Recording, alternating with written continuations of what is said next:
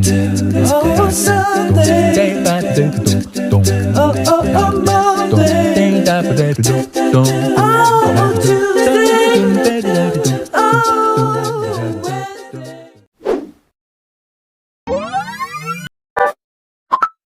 Assalamualaikum warahmatullahi wabarakatuh. Bertemu lagi di channel YouTube HMS Akuntansi Syariah. Untuk materi kali ini akan dipandu oleh saya Zahra dari Departemen Pendidikan dengan topik saldo laba dan dividen. Selamat menonton.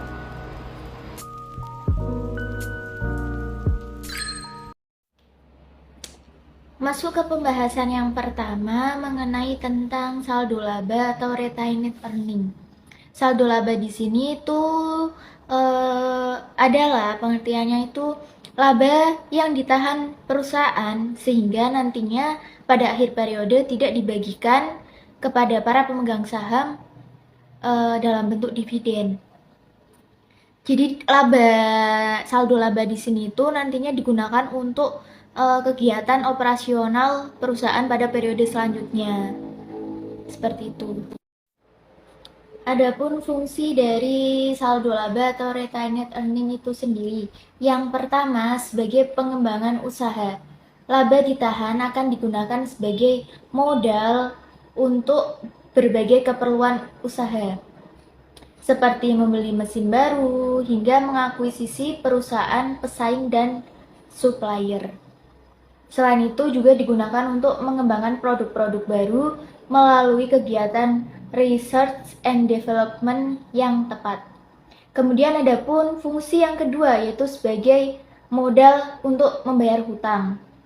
Yang ketiga sebagai modal untuk menstabilkan perusahaan. Perusahaan dengan modal yang tidak terlalu besar bisa menggunakan laba ditahan sebagai modal jaga-jaga dalam menghadapi kondisi pasar yang tidak menentu.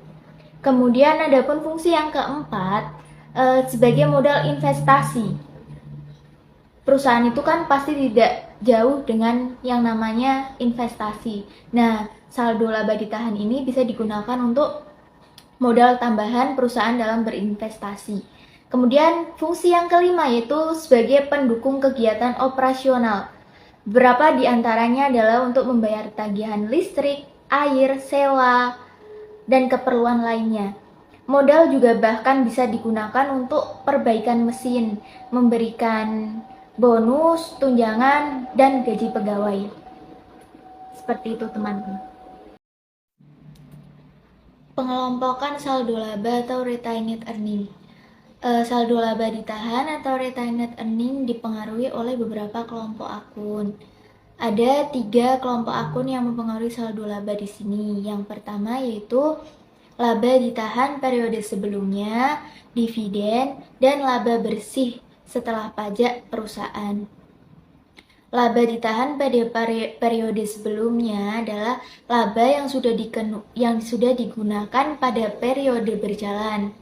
Laba ditahan periode sebelumnya ini akan dijumlahkan dengan laba rugi bersih setelah pajak perusahaan.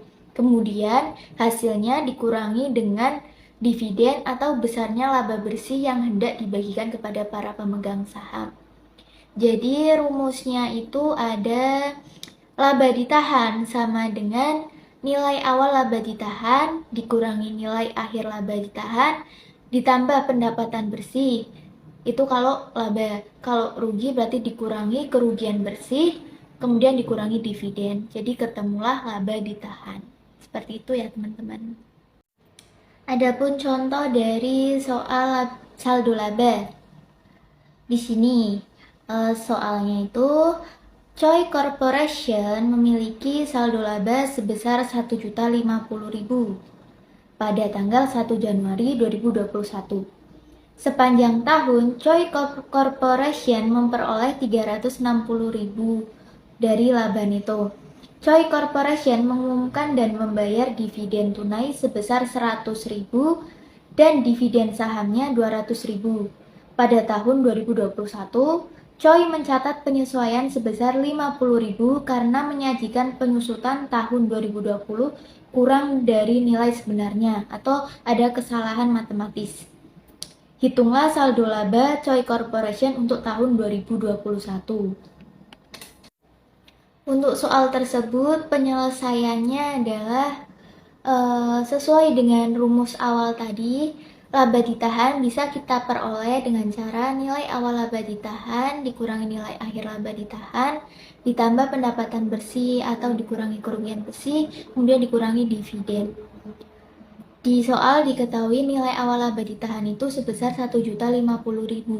Namun pada akhir periode ternyata ada jurnal penyesuaian karena terdapat kesalahan catat terkait dengan akun penyusutan sebesar 50.000.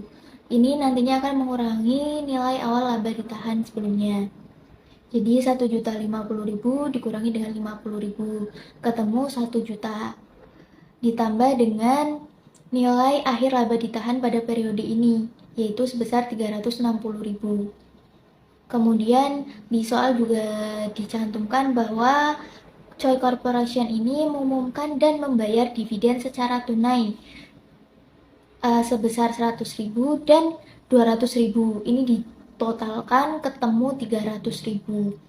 Jadi 1 juta ditambah dengan nilai akhir laba ditahan yaitu 360.000 dikurangi dengan pembayaran dividen sebesar 300.000 ketemu 1.060.000. Inilah laba ditahan atau saldo laba Choi Corporation pada tahun 2021. Masuk ke bab yang kedua teman-teman, yaitu dividen. Dividen di sini itu bisa diartikan sebagai balas jasa atau hasil yang akan diperoleh atas transaksi penanaman saham. Jadi gini, suatu perusahaan A menanamkan hartanya di perusahaan B. Pada akhir periode, nantinya perusahaan B ini akan memberikan balas jasa kepada perusahaan A atas transaksi penanaman modal atau saham ini. Nah, balas jasa ini tuh namanya sebagai dividen gitu. Besarnya berapa sih dividen yang dibagikan untuk tiap pemegang saham itu beda-beda ya teman-teman, tergantung dari jumlah lembar saham yang mereka miliki di perusahaan itu. Kemudian tergantung juga pada hasil keputusan rapat umum pemegang saham atau RUPS. Ini tuh rapat yang dihadiri oleh para investor yang memiliki jumlah lembar saham yang minimal itu 50% atas perusahaan. Jadi rapat ini tuh dihadiri oleh para investor-investor gitu teman-teman. Adapun beberapa jenis dari dividen. Ada 5 jenis. Yang pertama itu dividen tunai. Jadi dividen yang dibagikan oleh sebuah perusahaan kepada para pemegang sahamnya itu langsung dalam bentuk uang tunai atau cash. Yang kedua ada dividen properti. Jadi dividen yang diberikan kepada para pemegang saham itu dalam bentuk aset. Tadi kan kalau dividen tunai kan langsung cash uang tunai. Kalau dividen properti itu dibagikan dalam bentuk aset. Kemudian ada pun dividen likuidasi. Pada dasarnya dividen likuidasi adalah dividen yang dibagikan kepada para pemegang saham yang berupa sebagian laba dan sebagian pengembalian modal. Perusahaan yang akan memberikan dividen likuidasi umumnya merupakan perusahaan yang memiliki rencana untuk menghentikan perusahaannya seperti joint venture atau perusahaan yang sedang mengalami kebangkrutan. Ketika perusahaan mengalami kebangkrutan dan masih memiliki sisa kekayaan, maka sisa kekayaan tersebut akan dibagikan kepada para pemilik saham. Inilah yang disebut sebagai dividen likuidasi. Jadi yang dibagikan itu sebagian laba yang masih perusahaan miliki. Jenis dividen yang keempat yaitu dividen janji hutang. Dividen janji hutang atau biasa disebut dividen scrip adalah dividen yang dibagikan dari perusahaan kepada pemegang saham berupa surat janji hutang Dalam jenis dividen ini, perusahaan memberikan janji kepada para investornya bahwa akan membayarkan dividen tersebut pada waktu yang sudah ditentukan. Artinya, pada saat sudah akhir periode nih teman-teman, perusahaan kan harusnya memberikan dividen kepada para pemegang saham. Tapi pada kenyataannya perusahaan itu belum mempunyai cukup uang. Jadi untuk mengantisipasi adanya kesalahpahaman kepada para pemegang saham, akhirnya perusahaan ini mengeluarkan surat janji hutang yang isinya itu bahwa perusahaan berjanji akan membayarkan dividen tersebut pada waktu yang sudah ditentukan di dalam surat janji hutang tersebut, teman-teman. Kemudian ada pun dividen yang terakhir, yaitu dividen saham. Dividen saham atau stok dividen merupakan pembagian dividen yang dilakukan dalam bentuk saham dari perusahaan untuk para investornya. Dalam pembagian dividen jenis ini, investor tidak mendapatkan uang tunai, namun mereka mendapatkan tambahan jumlah saham. Seperti itu.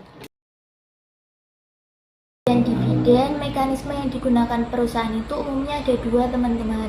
Yang pertama yaitu dividen interim dan dividen final. Dividen interim ini mekanisme pembagiannya yaitu diberikan dalam jangka waktu sebelum pembukuan keuangan perusahaan akan ditutup atau waktunya masih berjalan. Kalau dividen final itu pembagian dividennya diberikan setelah proses pembukuan perusahaan selesai. Jadi kesimpulannya kalau dividen interim itu perusahaan belum tutup buku, tapi dividen sudah dibagikan. Tapi kalau dividen final, perusahaan baru membagikan dividen setelah sudah dilakukan proses tutup buku. Seperti itu ya, teman-teman.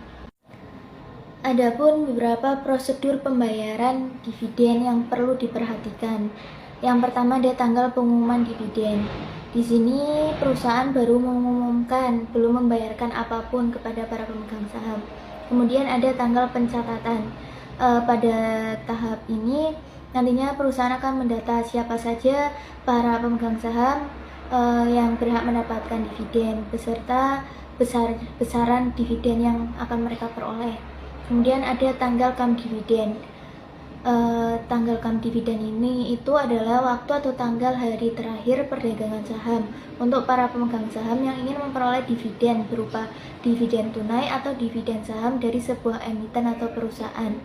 Kemudian ada pun tanggal ex dividen, yaitu tanggal perdagangan saham dari sebuah perusahaan sudah tidak mendapatkan hak lagi untuk memperoleh dividen. Hal ini berarti apabila pada tanggal ini tuh ada investor yang hendak menanamkan modalnya pada perusahaan kita, tapi nantinya investor tersebut tidak akan mendapatkan dividen atau namanya itu tidak tercantum pada daftar pembagian dividen karena sudah lewat tanggal perdagangan hari terakhir. Kemudian ada tanggal pembayaran dividen. Nantinya di sini perusahaan akan membayarkan dividen, baik itu bisa berupa dividen tunai atau cash, bisa juga dalam bentuk aset, atau bisa juga saham, tergantung pada kondisi perusahaan tersebut. Langsung ke contoh soal ya teman-teman biar lebih paham. Di sini diketahui perusahaan CV Air Minum mempunyai 1 juta lembar saham. Perusahaan ini berhasil menghasilkan laba bersih sebesar 500 juta. Kebijakan pembagian dividen atau biasa disebut dividen payout ratio itu sebesar 40% dari laba bersih yang dihasilkan perusahaan. Berapa sih besaran dividen yang harus dibagikan per lembarnya? Cara untuk menyelesaikan soal ini tuh dengan cara kita lihat di situ kan sudah tertera ada dividen rasio 40% dari laba bersih. Diketahui laba bersih 500 juta. Untuk mencari dividen kita kalikan aja dengan rasionya yaitu 40%. Jadi dividen sama dengan laba bersih dikali dividen payout ratio 500 juta dikali 40%, ketemu 200 juta. Kemudian kita lihat berapa sih CV Air Minum ini punya lembar sahamnya. Oh ternyata 1 juta. Berarti kita bagikan 200 juta ini dibagi dengan jumlah lembar saham yang dimiliki. 200 juta dibagi 1 juta, ketemu 200 per lembar saham dividennya. Tinggal kita kalikan saja berapa sih.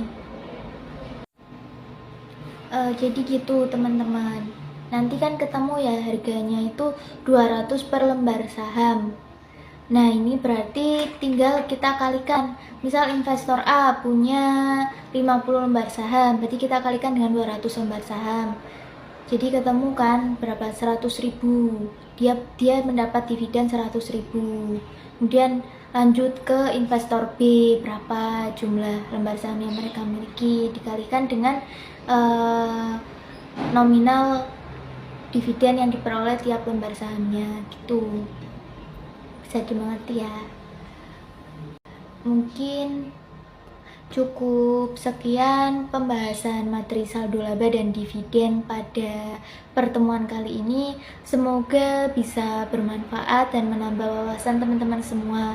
Mohon maaf juga apabila dalam menjelaskan masih kurang jelas atau bahkan tidak jelas, karena saya sendiri juga masih belajar. Kita belajar bareng-bareng teman-teman.